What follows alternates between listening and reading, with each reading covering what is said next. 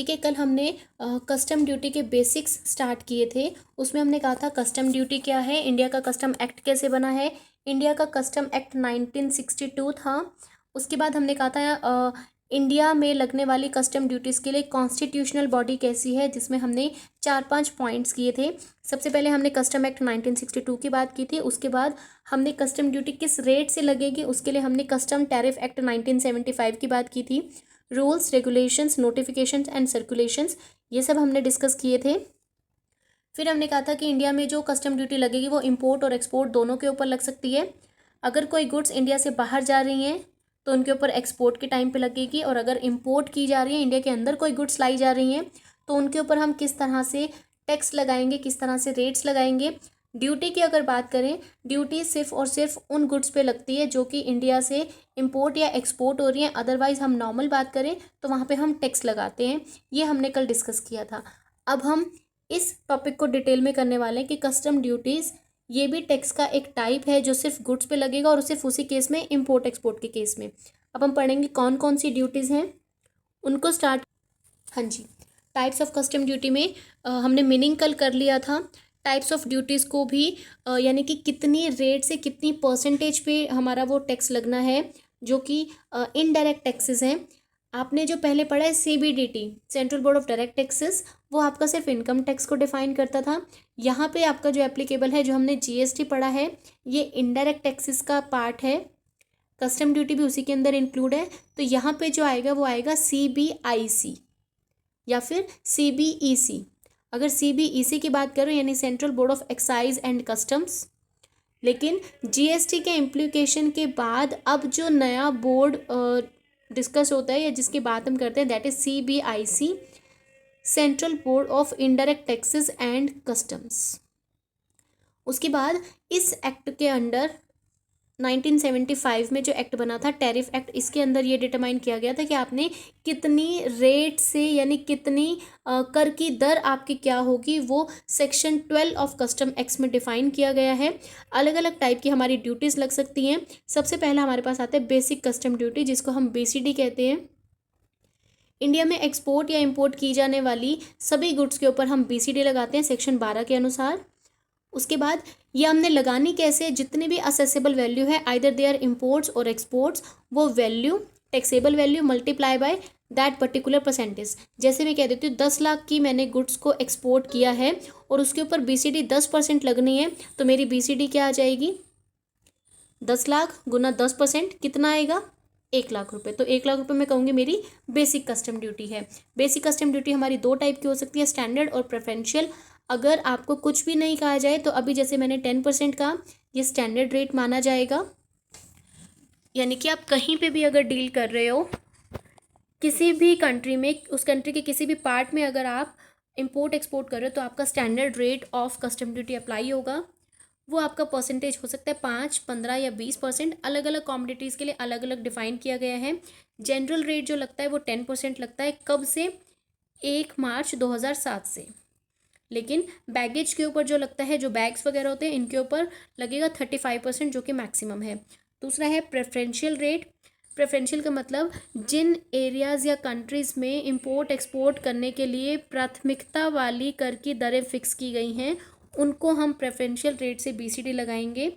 Section 25 में इसको define किया गया है। ऐसी सभी गुड्स जिनको सेंट्रल गवर्नमेंट ने ऐसी सभी एरियाज़ या कंट्रीज़ जिनको हमारी सेंट्रल गवर्नमेंट ने डिफ़ाइन किया है कि इनके ऊपर आपने स्टैंडर्ड रेट नहीं लगाना, आपने प्रेफरेंशियल लगाना है, तो उन्हीं के ऊपर आप प्रेफरेंशियल रेट से BCD लगा सकते हो। सेकंड प्रेफरेंशियल हो गया, फर्स्ट ये हो गया। दूसरी टाइप की हमारी ड्यूटीज़ आती है काउंटर वेलिंग ड्यूटीज़। ये मैंने आपको कल भी बताया था। काउंटर वेलिंग ड्यूटीज़ वो ड्यूटीज़ होती हैं जो कि इम्पोर्ट के केस में लगाई जाती हैं। यानी कि इंपोर्ट अगर आप कर रहे हो तो उस कंट्री में इंपोर्ट करने से वहाँ की डोमेस्टिक इंडस्ट्रीज़ को कोई लॉस नहीं होना चाहिए। उनको प्रोटेक्ट करने के इंटेंशन से हम काउंटर वेलिंग ड्यूटीज़ लगाते हैं। दो टाइप की थी, एडिशनल वाली और स्पेशल वाली। फर्स्ट हम अगर एडिशनल की बात करें, जिसका नाम ही एडिशनल है, तो आपने क्या करना है, पहले BCD तो लगना ही लगना है। आपकी असेसेबल वैल्यू, उसमें बीसीडी ऐड कर दो। जैसे अभी हमने एग्जांपल किया 10 लाख, 10 लाख के ऊपर 1 लाख की हमारी बीसीडी लगी थी, तो अब जो वैल्यू आएगी 11 लैक्स, उस 11 लैक्स के ऊपर मुझे कस्टम ड्यूटी का एक परसेंटेज के फॉर्म में निकालना है। दूसरा, स्पेशल एडिशनल ड्यूटी, ये ड्यूटी आपकी लगेगी, यानी कि पहले आप बीसीडी लगा चुके हो, फिर एडिशनल भी लगा चुके हो। स्पेशल वाली एडिशनल इसलिए लगेगी ताकि जितने भी गुड्स आपने इंपोर्ट की हैं उनकी वजह से आपने जो सेल टैक्स देना था, वैट देना था, अब इन सबको हम ख़त्म कर चुके हैं। ये सब टैक्सेस अब एग्जिस्ट नहीं करते, बट स्टिल इन सब टैक्सेस की वजह से, या फिर आपकी जो आपकी घरेलू गुड्स हैं, इंडियन प्रोडक्ट्स हैं, उनको अगर कोई लॉस होता है, उनकी सेल अगर इम्पोर्टेड गुड्स से कम हो जाती है, तो उनको प्रोटेक्ट करने के लिए हम स्पेशल एडिशनल ड्यूटी लगाते हैं, जो कि 4% लगाई जाती है। ये फिक्स है कि 4% ही लगाना है। कैसे लगाना है? असेसिबल वैल्यू 10 लाख प्लस आपकी 1 लाख बीसीडी आई थी, प्लस एडिशनल ड्यूटी, मान लीजिए ऊपर मैंने 20,000 लगाई है, सिर्फ सपोज कर रहे हैं, तो कितना हो गया? 10 lakh plus 1 lakh 11 lakh, plus additional duty 20,000, plus जब आपने स्पेशल ड्यूटी लगानी है तो इसमें हमने सेस भी इंक्लूड करने हैं। ईसी और SHEC लिखा हुआ है। ईसी का मतलब एजुकेशन सेस, जो आप इनकम टैक्स में पढ़ चुके हैं, एजुकेशन सेस, और दूसरा secondary and higher education cess, EC and SHEC। इन सबको ऐड करना है और फिर मल्टीप्लाई कर देंगे उस स्पेशल रेट से, जो कि कितनी है? 4%। बच्चे, ये पॉइंट क्लियर है आपको काउंटर वेलिंग का? Yes ma'am. ओके। थर्ड हम कर रहे हैं ड्यूटीज़, जो कि डोमेस्टिक इंडस्ट्रीज़ को प्रोटेक्ट करने के लिए लगाई जाती हैं। दो तरह की ड्यूटी लगाएंगे, प्रोटेक्टिव और सेफ गार्ड। दोनों लगभग सेम है, लेकिन सिर्फ आपको कंडीशन क्या ध्यान रखनी है? डोमेस्टिक इंडस्ट्रीज़ को प्रोटेक्ट करने के लिए central government tariff commission, tariff वाला एक्ट आपका कौन सा था? 1975, लेकिन टैरिफ कमीशन एक्ट है 1951। उसके रिकमेंडेशन के बेसिस पे इस तरह की ड्यूटीज़ लगाई जाती है, ताकि किसी कंट्री के डोमेस्टिक इंडस्ट्रीज़ को कोई भी लॉस ना हो, उनका नुकसान ना हो। दूसरा, सेफ गार्ड ड्यूटी। बेटा एक सेकेंड होल्ड कीजिए। हम प्रोटेक्टिव और सेफ गार्ड वाली ड्यूटी कर रहे थे। तो प्रोटेक्टिव था, डोमेस्टिक इंडस्ट्रीज़ को प्रोटेक्ट करने के लिए हम लगाते हैं, टैरिफ कमीशन के रिकमेंडेशंस पे लगाई थी। और सेफ गार्ड ड्यूटी, अगर आप कोई इंपोर्ट कर रहे हो और वो बहुत लार्ज क्वांटिटी में कर रहे हो, जिसकी वजह से आपकी डोमेस्टिक इंडस्ट्रीज़ को बहुत ज़्यादा लॉस हो सकता है, तो उस केस में हम सेफ गार्ड वाली ड्यूटी लगाते थे।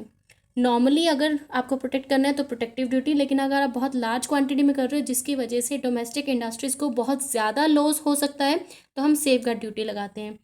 तीसरी टाइप की इसमें ड्यूटी आती है, जो कि हमारी डोमेस्टिक इंडस्ट्रीज़ को प्रोटेक्ट करने के लिए, वो है एंटी डंपिंग ड्यूटी।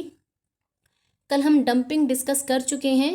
जब हम एक्सपोर्ट करते हैं तो अपने नॉर्मल प्राइस से भी कम प्राइस पे हम चार्ज करते हैं, उसको हम बोलते हैं डंप करना। यानी कि दूसरी कंट्री की मार्केट को इतना गिरा दो, इतना नीचे अपने प्राइसेस ले आओ कि वहाँ के लोकल इंडस्ट्रीज़ या लोकल सप्लायर्स अपने गुड्स को सेल करने में बहुत टफ कंपटीशन को फेस करें। ऐसा करने के लिए कुछ कंट्रीज़ की सेंट्रल गवर्नमेंट ने एक नोटिफिकेशन दिया होता है कि अगर आप डंपिंग के बेसिस पे गुड्स को इंपोर्ट कर रहे हो, यानी कि आप इंपोर्ट तो कर रहे हो लेकिन उस कंट्री ने डंपिंग सिस्टम फॉलो किया है, तो हमारी कंट्री अपने डोमेस्टिक, हम इंडिया कस्टम ड्यूटी की बात कर रहे हैं, तो इंडियन कस्टम ड्यूटी के अंडर अगर सेंट्रल गवर्नमेंट देखती है कि किसी दूसरी कंट्री ने डंपिंग प्रोसेस को यूज़ करके हमारी कंट्री में एक्सपोर्ट किया है, तो हमारी कंट्री के central government anti dumping duty लगा देगी। और वो कितनी लगाई जाएगी? मार्जिन ऑफ डंपिंग से ज़्यादा नहीं हो सकती, normal price of goods minus export price.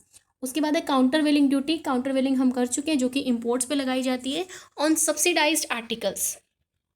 ये वाली ड्यूटी सेक्शन 9 में जो गुड्स आती हैं उनके ऊपर लगाई जाएगी। अगर कोई गवर्नमेंट एक्सपोर्ट करने के लिए डायरेक्टली या इनडायरेक्टली कोई सब्सिडी दे रही है, तो सब्सिडी के अमाउंट जितनी ड्यूटी हम उनके ऊपर लगा देंगे। उसके बाद है अदर ड्यूटीज़। बच्चे, ये कुछ वो ड्यूटीज़ हैं जो अभी कुछ तो एप्लीकेबल हैं और कुछ ड्यूटीज़ ख़त्म हो चुकी हैं। सबसे पहला है नेशनल कैलामिटी कॉन्टीजेंट ड्यूटी। वो ड्यूटीज़ जो कि किसी राष्ट्रीय आपदा के केस में इमरजेंसी में लगाई जाती थी, अब ये एप्लीकेबल नहीं है। 2004 के बाद ये अब अप्लाई नहीं होती। ऑक्सिलरीज कस्टम ड्यूटी, ये भी आज के टाइम में एप्लीकेबल नहीं है। 10% लगाई जाती थी कुछ स्पेसिफिक गुड्स को छोड़कर। उसके बाद एजुकेशन सेस, ये आपने इनकम टैक्स में पढ़ चुके हो आप education cess.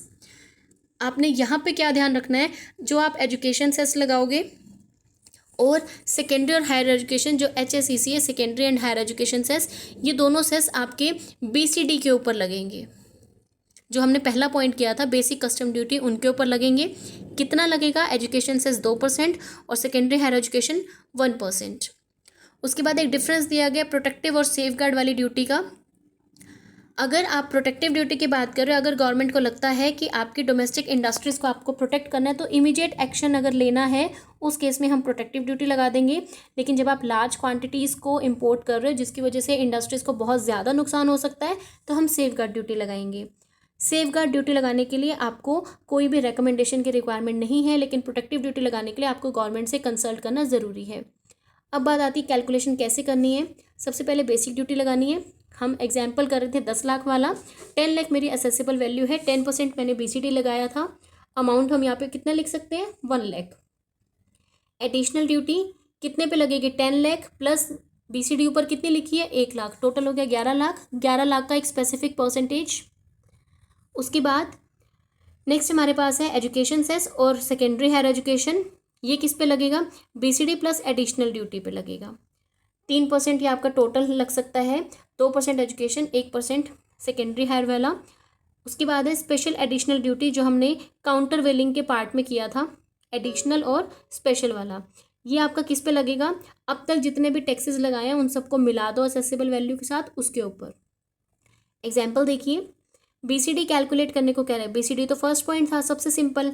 Accessible value 10 lakh, duty लगानी है 10%, 10 लाख का 10% लगा दिया, 1 लाख आ गया। सेकेंड क्वेश्चन देखो, BCD कैलकुलेट करने को कह रहे हैं और एडिशनल ड्यूटी कह रहे हैं। बच्चे हमने सैड के लिए पढ़ा था, वो 4% लगाना है। एडिशनल का जितना इसने दे रखा हो वो लगेगा। उसके बाद है एडिशनल ड्यूटी कैलकुलेट करने को कह रहे हैं, असेसिबल वैल्यू है 30 लाख। सबसे पहले 30 लाख का 10% हम BCD कैलकुलेट कर सकते हैं, दैट वुड बी 3 लाख। उसके बाद एडिशनल ड्यूटी हम कैसे लगाते थे, accessible value plus basic custom duty. Accessible value है 30 लाख, BCD लगाई है 3 लाख, टोटल हो गया 33 लाख।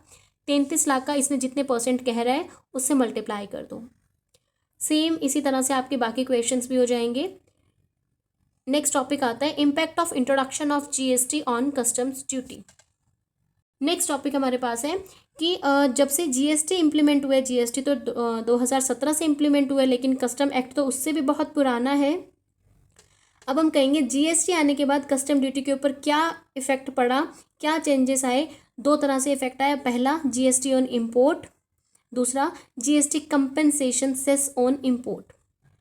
यहाँ पे आपको इतना याद नहीं रखना है, आप सिर्फ इतना पढ़ोगे जो हमने GST के स्टार्टिंग में किया था।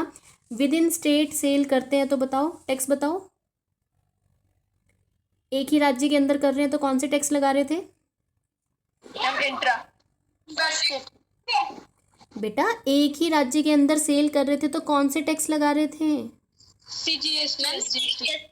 GST। हाँ। और अगर इंटर स्टेट कर रहे हो, एक राज्य से दूसरे राज्य में कर रहे हो तो वेरी गुड। मैंने इंपोर्ट के ऊपर वहीं बताया था, इंपोर्ट के ऊपर कौन सा टैक्स लगना था, IGST। लो, फर्स्ट पॉइंट आ गया, IGST ऑन इम्पोर्ट। जिसको इस डायग्राम में GST ऑन इम्पोर्ट करके लिखा है, हमें पता है भाई हम ये तो IGST लगाते थे, तो यहाँ पे आप अभी के अभी लिख लो IGST, क्योंकि आपने पहले ये चीज़ पढ़ी हुई है। यहाँ पे लिख रहा है IGST ऑन इम्पोर्ट। 2017 से पहले इम्पोर्ट पे काउंटर वेलिंग ड्यूटी हम लगाते थे, जो हमने पढ़ा एडिशनल और स्पेशल एडिशनल वाली, वो आपकी ड्यूटी लगती थी। ये एक्साइज ड्यूटी थी आपकी, वाज इम्पोज्ड किसके इक्वल थी, एक्साइज ड्यूटी के इक्वल। अभी हम इसको डिस्कस करेंगे कि एक्साइज और काउंटर वेलिंग में क्या डिफरेंस है। 2017 के जुलाई में जब से GST इम्प्लीमेंट हुआ है, उससे पहले इंपोर्ट की जाने वाली गुड्स के ऊपर हम काउंटर वेलिंग ड्यूटी लगाते थे। किसके इक्वल होती थी वो, एक्साइज ड्यूटी के इक्वल होती थी। अब एक्साइज ड्यूटी क्या है, आप किसी कंट्री में जो गुड्स मैन्युफैक्चर कर रहे हो तो मैन्युफैक्चरिंग के टाइम पे हम जो टैक्स देते हैं उनको हम एक्साइज ड्यूटी बोलते हैं। अब कह रहे हैं कि स्पेशल एडिशनल ड्यूटी जो आपकी 4% थी, ये हमने ऊपर पढ़ा है। 4% हमारी स्पेशल एडिशन लगती थी। साथ में आपने जो आप सेल टैक्स वैट के बदले में आप दे रहे थे, यानी कि आप सीवीडी तो दे ही रहे हो, काउंटर वेलिंग ड्यूटी, उसमें अगर हम सिंपल वाली दे रहे हैं तो साथ में हमने स्पेशल एडिशनल दी थी जो कि 4% हमेशा लगना ही लगना है, जो कि किसी सेल टैक्स या वैट के बदले में हम लगा रहे थे। यहाँ पे दो ड्यूटीज़ को हमने रिप्लेस किया है, यानी कि अब जब आईजीएसटी लग रहा है तो ना तो हम कोई स्पेशल एडिशनल लगा रहे हैं, ना ही हम कोई काउंटर वेलिंग लगा रहे हैं। बहुत सारी ड्यूटीज़ को जो कि कस्टम्स एक्ट में डिफाइन की गई थी, जीएसटी के इम्प्लीकेशन के बाद इन अलग अलग ड्यूटीज़ को अलग अलग नहीं लगाया जाता, जैसा हमने ऊपर अभी वो परफॉर्मा किया था। यहाँ पे हम लमसम आईजीएसटी इम्पोज कर देंगे 2017 के बाद से, यानी कि जब से जीएसटी आया है आप इंपोर्ट के टाइम पे जो सीवीडी और एसएडी लग रहा था उनको नहीं लगाओगे, सिर्फ और सिर्फ आईजीएसटी लगा दोगे, जो भी उन गुड्स पे गवर्नमेंट ने रेट डिसाइड किया है उसके अकॉर्डिंग। इसमें फर्स्ट पॉइंट आता है आईजीएसटी लगाना कैसे है। पहला, लेवी ऑफ आईजीएसटी। आईजीएसटी का जितना अमाउंट है जो कि उस एक्ट में डिफाइन है, अगर कोई आर्टिकल इंडिया में इंपोर्ट किया जा रहा है तो इंडिया में उसका इंटर स्टेट ट्रांजेक्शन्स को ट्रीट किया जाएगा और जितना भी परसेंटेज गवर्नमेंट ने डिसाइड किया वो लगा देंगे। सेकंड, इसमें सारी इंपॉर्टेंट गुड्स कवर होंगी, चाहे वो गुड्स हो चाहे वो बैगेज हो। थर्ड है रेट ऑफ टैक्स, मैक्सिमम आपका जा सकता है 40%। ड्यूटी जो कह रहे हैं कि अगर आप आईजीएसटी पे करते हो तो जो ड्यूटी आपकी नॉर्मली आती है वो आपकी 30.154 आ सकती है, और आईजीएसटी इंपोर्ट के केस में लिया जाएगा। अगर 18% ले रहे हो तो मैक्सिमम आपका 30.154। आप इतना मत याद रखना, आज सिर्फ ये कहना कि जो इंपोर्ट के टाइम पे आईजीएसटी लगेगा वो आपको 40% से ज़्यादा नहीं हो सकता। उसके बाद आईजीएसटी आपका तब भी लगेगा अगर कोई और कस्टम ड्यूटी आपकी लगनी है, कोई और ड्यूटी इंपोर्ट के टाइम पे लगनी है तो उसके साथ आपको आईजीएसटी भी पे करना है। असेसिबल वैल्यू, यहाँ पे असेसिबल वैल्यू आपकी आएगी सीआईएफ, यानी कि कैरेज, इंश्योरेंस, फ्रेट, इन सब के इक्वल आपकी इंपॉर्टेंट गुड्स, इंपोर्टेड वाली गुड्स की वैल्यू आएगी। जो आपने गुड्स इंपोर्ट की हैं इनको इंडियन रुपीज़ में कन्वर्ट करा के central board of excise and custom एक नोटिफिकेशन देगा कि आपकी इतनी वैल्यू की गुड्स आपने इंपोर्ट की हैं, उसके ऊपर आईजीएसटी एप्लीकेबल हो जाएगा। आईजीएसटी जीएसटी के अंदर बनाया गया एक टैक्स है, ना कि एक कस्टम ड्यूटी है। उसके बाद आईजीएसटी एजुकेशन सेस और हायर एजुकेशन सेस पे भी लगेगा। ये वो सेस हैं जो कि हम इंपोर्ट के टाइम पे हमने अभी लगाए थे, 2% और 1%, उनके ऊपर भी हमने आईजीएसटी देना है। बैग्स के ऊपर ये कह रहा है आईजीएसटी नहीं लगाएंगे, लेकिन बाकी हर तरह की गुड्स के ऊपर लगाएंगे। कैसे कैलकुलेट करना है वो हमें यहाँ पे परफॉर्मा दिया हुआ है। सबसे पहले बीसीडी, फिर एजुकेशन सेस, उसके बाद सेकेंडरी हायर एजुकेशन, फिर आईजीएसटी, फिर टोटल कस्टम ड्यूटी। उसके बाद कंपनसेशन सेस आता है इंपोर्ट के ऊपर। कंपनसेशन सेस यानी कि हमने इंपोर्ट तो कर लिया, लेकिन गुड्स को इंपोर्ट करने की वजह से अगर वैसी ही गुड्स इंडिया में प्रोड्यूस हो जाती, आई रिपीट, जिन गुड्स को हम इंपोर्ट कर रहे हैं उनके ऊपर हम कस्टम ड्यूटी दे रहे हैं, आईजीएसटी दे रहे हैं, लेकिन अगर ऐसी ही गुड्स को इंडिया में प्रोड्यूस कर लिया जाता तो उसकी वजह से हमारे डोमेस्टिक इंडस्ट्रीज़ के ऊपर क्या इफ़ेक्ट आता और इम्पोर्टेड गुड्स को बेचने से क्या इफ़ेक्ट आता, उसके बदले में हम कंपनसेशन सेस देते हैं। फर्स्ट, एप्लीकेबिलिटी कहाँ पे अप्लाई होता है, जब भी आप इंटर स्टेट सप्लाई कर रहे हो, हमने इंपोर्ट को भी तो इंटर स्टेट ही बोला था, जिसकी वजह से आपके स्टेट्स को अगर मिलने वाले रेवेन्यू में कोई भी कमी आती है तो, आई रिपीट, जीएसटी लगने से, हमने आईजीएसटी लगाया इंपोर्ट्स पे, जीएसटी लगने से अगर स्टेट्स को मिलने वाले रेवेन्यू में कोई भी कमी आती है तो हम जीएसटी कंपनसेशन सेस लगा देंगे इंपोर्ट्स पे, ताकि हमारे जो आपके स्टेट में डोमेस्टिक इंडस्ट्रीज़ हैं उनको लॉस ना हो। सेकंड है किन किन आइटम्स को कवर करना है, जो लिस्ट गवर्नमेंट ने हमें डिसाइड करके दी है, सेंट्रल गवर्नमेंट ने, उनके ऊपर हम लगा देंगे। और प्रेजेंटली अभी स्पेसिफिकली प्रेजेंटली जो जीएसटी आपका कंपनसेशन सेस वाला लग रहा है वो आपका लग्जरी और पान मसाला, टोबैको, आइसक्रीम, इन चीज़ों के ऊपर लग रहा है। उसके बाद कस्टम की एप्लीकेबिलिटी यानी सीमा शुल्क किन पे लग रहा है, अगर कोई आर्टिकल आप इंडिया में इंपोर्ट कर रहे हो तो जितना अमाउंट आपका जीएसटी के ऊपर लेविएबल है कंपेंसेशन सेस उतना लगेगा, यानी कि जितना आपका वो आर्टिकल है उसके अकॉर्डिंगली हम कंपेंसेशन सेस लगा देंगे। रेट ऑफ सेस वही होगा जो आईजीएसटी में लगता है। जीएसटी कंपेंसेशन सेस आपका एडिशनल ड्यूटी है, यानी कि जितने आपके कस्टम के लगने हैं, आईजीएसटी लगना है, उनके अलावा आपका जीएसटी कंपेंसेशन भी लगेगा। उसके बाद है असेसेबल वैल्यू कैसे कैलकुलेट करनी है, जो हमने सीआईएफ पहले कैलकुलेट किया सेम वही है, कैलकुलेशन का भी सेम वही प्रोसीजर है यहाँ पे जो हमने ऊपर डिस्कस किया है। एग्जाम्पल देखिए, असेसेबल वैल्यू है 10,000 रुपये की, बीसीडी 10%। सबसे पहले बेसिक कस्टम ड्यूटी निकाल सकते हैं, 10,000 का 10% 1,000। उसके बाद आईजीएसटी कह रहा है 12%, एजुकेशन सेस 2 और हायर एजुकेशन 1%। बस कैलकुलेट करते चले जाओ। आपका जो एजुकेशन और हायर एजुकेशन है ये बीसीडी पे कैलकुलेट होगा, 1,000 का 2% और 1,000 का 1%। टोटल कर लो, टोटल आपके पास जो आएगा उसका हमने 12% आईजीएसटी लेना है। ये सारे टैक्सेस को मिला दो, फिर आपकी टोटल आ जाएगी टोटल कस्टम ड्यूटी। इसी तरह से आपके बाकी के एग्जाम्पल्स भी हो जाएंगे। यहाँ पे आपका ख़त्म होता है टाइप्स ऑफ कस्टम ड्यूटी।